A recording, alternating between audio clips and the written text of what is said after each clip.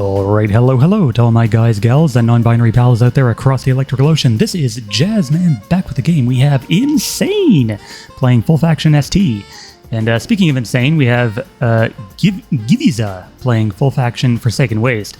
Man, it's a struggle bus playing Forsaken Waste these days, believe me. Forsaken Waste has like a 40% win rate right now, and it's, I mean, mathematically and just in terms of like feel, it doesn't feel like a good faction to play. A lot of aggro decks in the meta, and a lot of their best units past have been nerfed. A lot of their themes, I guess, like zombies are too slow. Skeletons, their build-up is too slow. It's just too slow. They're just a slow-ass faction with no real, faction bonus or anything. But we'll see how Givizia does this game. Looks like Insane is playing ST. He's playing, he's got 3 ST champions. And then Givizia is playing, I guess, just good stuff FW. Lost Queen. Always great to see Lost Queen. My queen, my magnificent beauty. The one, I mean, I did redesign her myself, so it's got to be like she's my champ now, right? It's like that Adopt a Road program that some of you may have seen, like on the highways. Like if you adopt a road and like you it's yours, like you own it now. Like this is my champ. Anyone who has complaints about Lost Queen, direct them at me. I will be more than willing to take a beating for her. But yeah, Serkan. So we got the king and the queen out right now. Serkan in mid. Serkan nice and early is always nice for Forsaken Waste. Not too early, because you don't want to be down on Nora, like down on tempo too soon. Because like you're already playing a slow faction and you need to be able to keep up the deploys early. But yeah, like it seems like 1v1, their champions just don't work like other factions. Like imagine Lonk's Bounty Hunter versus like Lost Queen, I mean, I know it's kind of a counter matchup because like you get like combat awareness does, completely counters Lost Queen, but even if you have a champion like Korag is like one of their best, I would say. But I mean, imagine Korag versus like, I don't know, Hikacian Arbiter or Voidraker. What the hell is Korag going to do? He's going to sit there, maybe hit once, and then get one shot by 20 damage Underdepths champions. But anyway, Lost Queen's getting bopped here, and then Bounty Hunter retreats. You're just like, nah, she wins this matchup. I don't know if he realizes, like, combat awareness just destroys Lost Queen. Binding Chain's less damage, and I mean, he doesn't even get out of the Fascinate range. But we got a couple Fair in here for Insane. And Serkan, meanwhile, being a big baby, teleporting away from the Climber. The Climber and her claws, and I kind of like Climber now. I bitched about it on day one, I will admit. I didn't like the shift towards equipment modules very much, because before she was kind of like a boring stat stick, but she was huge. Like she had like 70 HP in ST. Full faction, but then, she could stealth, and she would just harass fonts. And she also lost her signature Climber ability, which admittedly was pretty terrible. But in exchange, she got, like, tunnel spam. So you can do neat stuff now, like Tunnel Earth, and then cast a Snowstorm with Spell Presence, and then Tunnel Snow onto that, to like, grab a font from 15 spaces away. Pretty fun stuff. And then she's cheap, so, she ends up paying for herself with that body, obviously. That luscious body of hers. Damn, look at them thighs. Look at those thick thighs, bruv. Hoo-wee. But yeah, Serkan's gonna have his more than his fill of the thighs. And up here, Lonk's Bounty Hunter is actually not looking too good. I mean, she still gets ensnared by the Lost Queen. But I mean, I don't know, 1v1, she would totally win that. But Korag's being a big ol' simp, protecting his queen and guarding that. I figured he'd maybe like try and make a run for the font. But Givizia seems intent on defending his top side. And defending his turf, by the way. We are on the Forsaken Waste map.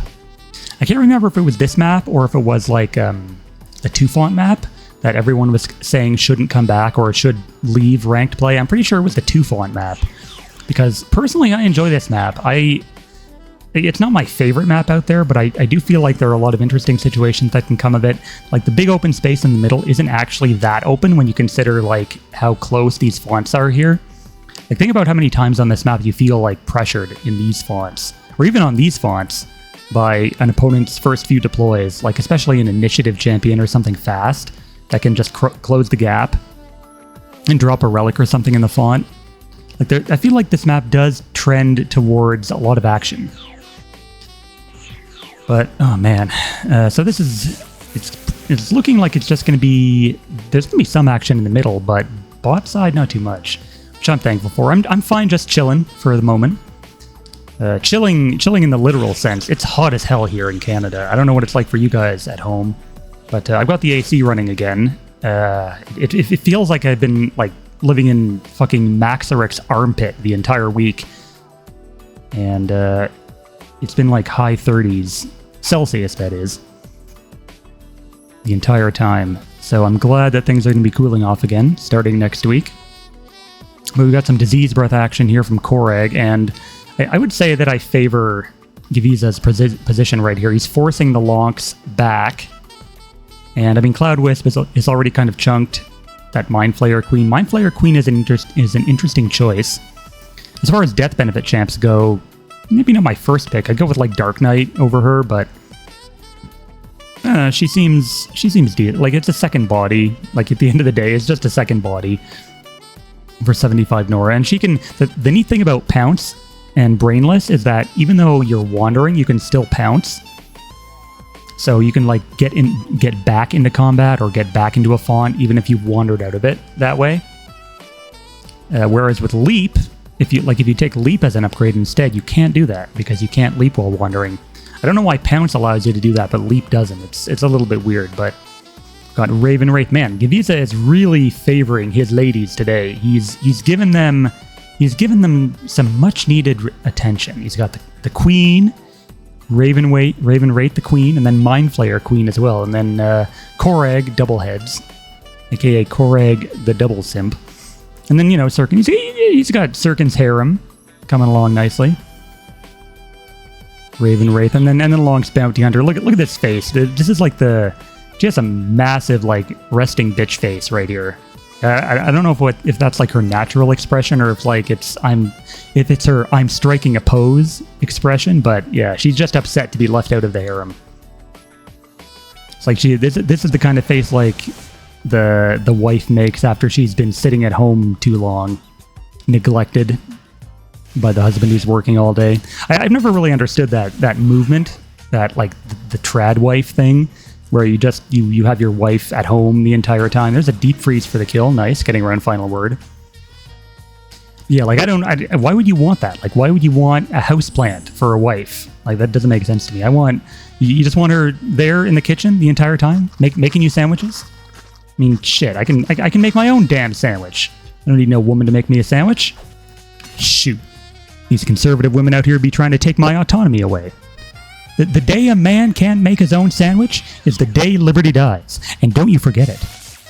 Yeah, Serkan knows all about that. He's not letting the women do all the work for him. He's teleporting and 1v1ing that climber pretty handily. Insane is going to need some reinforcements down there ASAP. But he's balled up really nicely. This would make like a great Hungry Dead right here. Just ensnare all these guys while Raven Wraith and Mind Flayer Queen move in for the kill. But Korag is currently frozen. A Farron Master. I don't know what kind of deck. Is this like supposed to be Farron? Like Farron mix maybe? A mix of Farron and Good Stuff ST shit. Farron Snowspinner is a pretty great support. I like running this alongside Lonk's Hunt Leader in ST meta. Another Invigorate 2 champ is great. Like, he can heal, he can grant Snow Shroud every other turn. And then the Orb sort of encumbers like attacking melee champs. But Mind Flayer Queen wasting no time pouncing in on that Cloud Wisp. I don't see a kill here this turn happening. Still 25 HP plus evasive and reflexes. Korag is frozen. Polluted Martyr is one of my favorites, though, from FW. I love running Polluted Martyrs. I just like the fact that they're the epitome of a disposable cheap. Cheap. Like, it's 70 Nora, but you get 40% of the cost refunded after it dies. This is like the perfect death benefit champion. Like, death benefit in a nutshell, I think of Polluted Martyr. Like everything you want out of a death benefit champ, you see in Polluted Martyr. You know, he has initiative, so he's a little faster than your average. He's a little faster than your average boy. You know, he's short-lived, but he's still a big fat body on the board that can eat up hits and get in the way. So Cloud Wisp down to 10. I wouldn't be surprised if we see that. We see the Drinkage next turn. Yeah, I think, like for Insane here, he's invested way too much time into this area of the map. He needs more down here to deal with Serkan. Like he has some range out, right? That can counter attack. But, I mean, he's not going to make any progress over here if he keeps fighting in this area. Like, he's just going to end up wasting his AP on shit like Korag and Martyr. Meanwhile, Givizia sort of slowly grinds him out with Nora after he gains this font. Because, I mean, Serkan's going to hit again next turn with the teleport.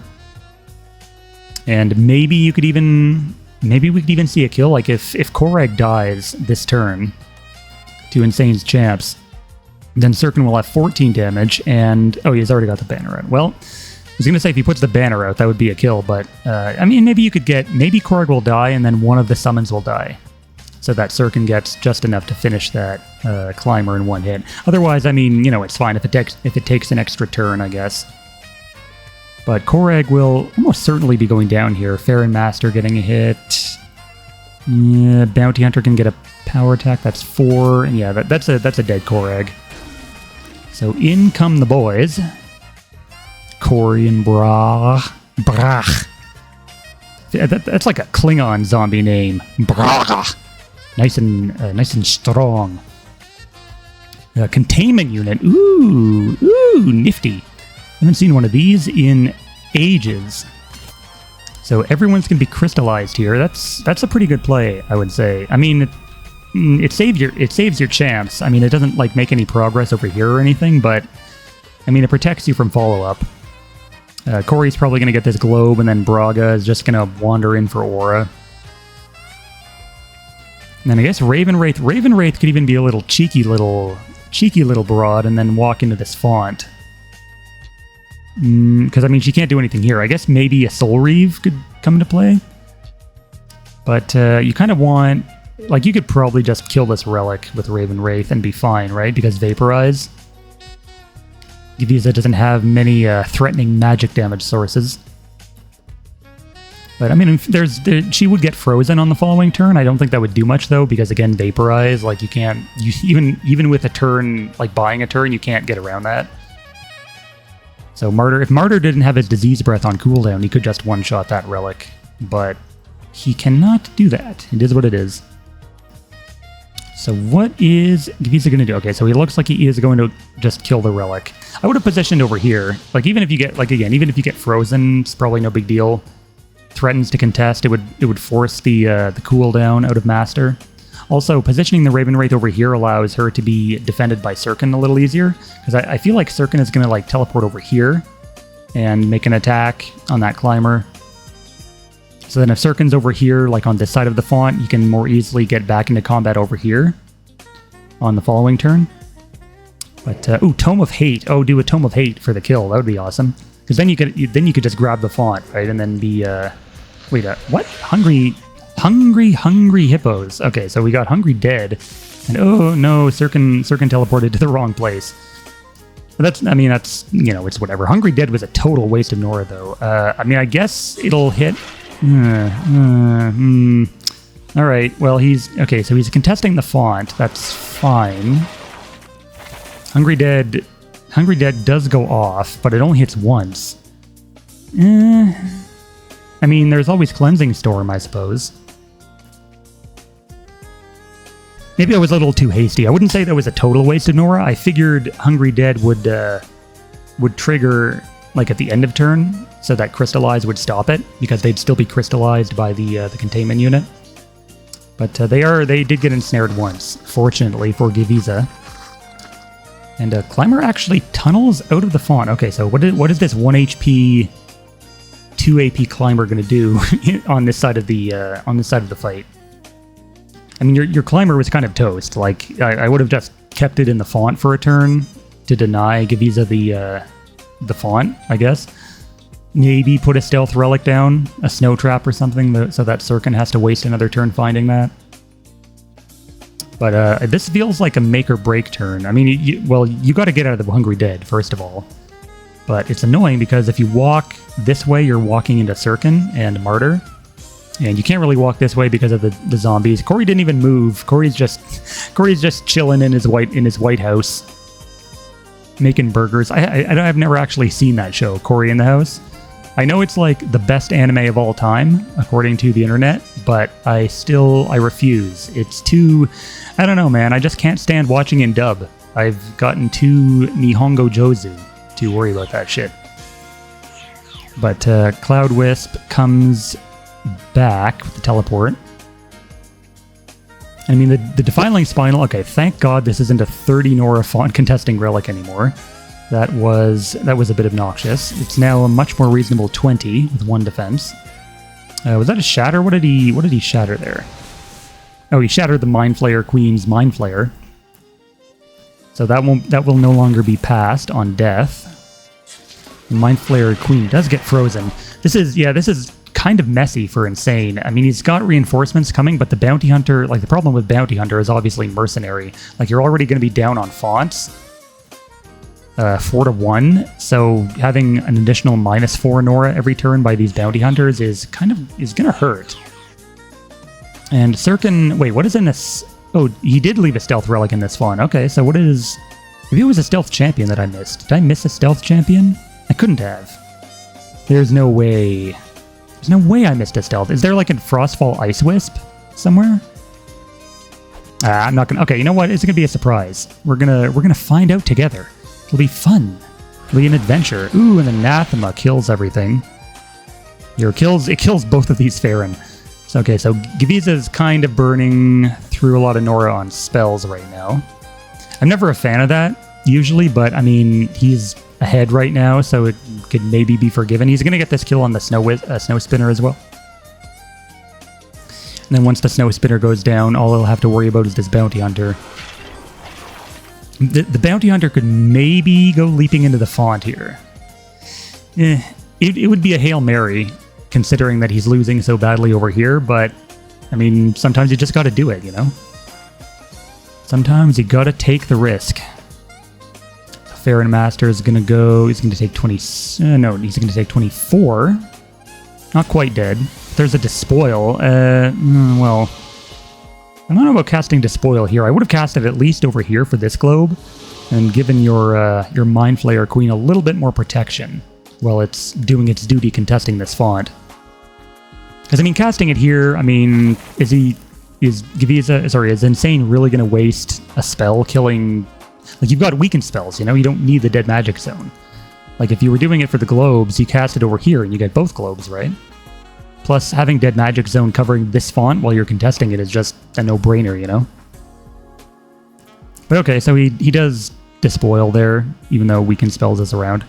Bounty Hunter's coming in. He's got to get rid of this relic. Does he not run Frostfall Heritage or anything to deal with that? He could relic contest this font, as I mentioned earlier, but I don't see it happening. I feel like he has to mop up over here first. Snow Spinner, dead. And that Anathema is still on there, so decaying, no heal mass. And he can just barely manage to kill Braga. Because, of course, Corey has a Resist Physical 3, being the precocious lad that he is. Trying to remember how the theme song for that show went. I know it's a huge meme. I should note this. I'm a meme lord. I'm a massive meme lord, and I don't remember the theme song to Corey in the House. I keep thinking of the theme song from Fresh Prince of Bel-Air instead. And that is definitely not the right one. But yeah, Serkan, I wonder what's in this font. It's probably a snow trap. It has to be a snow trap or some kind of stealth relic. Because I would have seen the Shadow Spawn visual effect from it being a champion. Alright, well, we'll see how it is. Provincial marker, where did that, okay, that's over here. Long's Bounty Hunter is retreating. You really need these things like in combat, so they're not just burning through your Nora with Mercenary. Oh, and he does a heal mass anyway. Well, too bad, so sad. You're decaying. And okay, so that seemed like a panic Everfrost Manacles more than anything. But okay, so Everfrost Manacles is up now on the Raven Wraith, and Givizia takes the game. Okay, so Insane just realizes he crashed out. He crashed out on this one. So well played to both, and we'll see everyone in the next one.